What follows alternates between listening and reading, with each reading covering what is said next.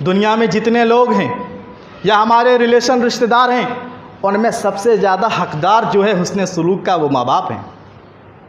एक साहबी रसूल अल्लाह के रसूल सल्लल्लाहु अलैहि वसल्लम की खिदमत में हाजिर होते हैं और कहते हैं, मन अहक़्क़ुन नासी बिहुस्नि सहाबती या रसूलल्लाह, ए अल्लाह के रसूल सल्लल्लाहु अलैहि वसल्लम, हुस्न सलूक के एतबार से सबसे ज़्यादा हकदार कौन है?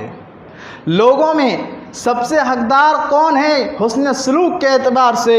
तो आपने फरमाया उम्मू का, तेरी माँ। उसने फिर कहा, फिर कौन? आप सल्लल्लाहु अलैहि वसल्लम ने फरमाया उम्मू का, तेरी माँ। उसने फिर कहा, फिर कौन? आप सल्लल्लाहु अलैहि वसल्लम ने फरमाया उम्मू का, तेरी माँ। चौथी बार आप सल्लल्लाहु अलैहि वसल्लम ने कहा, तेरा बाप। इस हदीस में भी आप देखिए कि माँ बाप के साथ हुस्न सलूक करने की तालीम दी जा रही है, और सबसे हकदार माँ बाप हैं कि माँ बाप के साथ अच्छा से पेश आया जाए।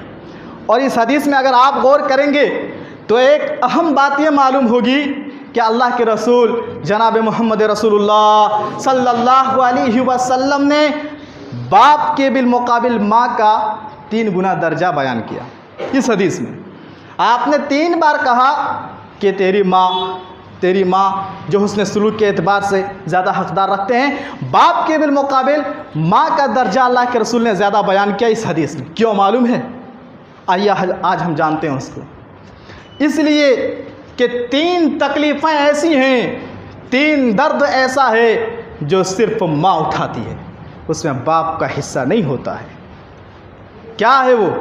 आइए हम जानते हैं। एक तकलीफ़ उस वक्त होती है माँ को जब बच्चा पेट में पलता है।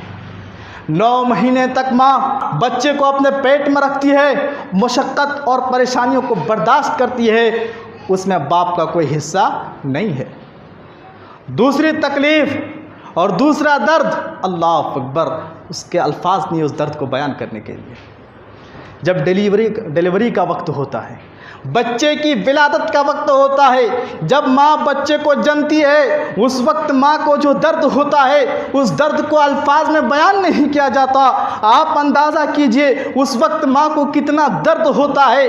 कई माएँ उस वक्त इस दुनिया से रुखसत हो जाती है, कई माएँ उनकी जानें चली जाती है जब बच्चे को जनती है। यही वजह है अल्लाह के रसूल ने माँ का दर्जा ज़्यादा बयान किया, और इस दर्द में भी बाप का हिस्सा नहीं होता है। और तीसरी तकलीफ़ माँ उस वक्त उठाती है जब माँ बच्चे को पैदा करती है, जनती है, तो बच्चे को अपने खून दूध की शक्ल में ग़ज़ा के तौर पर पिलाती है। इसमें भी बाप का कोई हिस्सा नहीं होता है।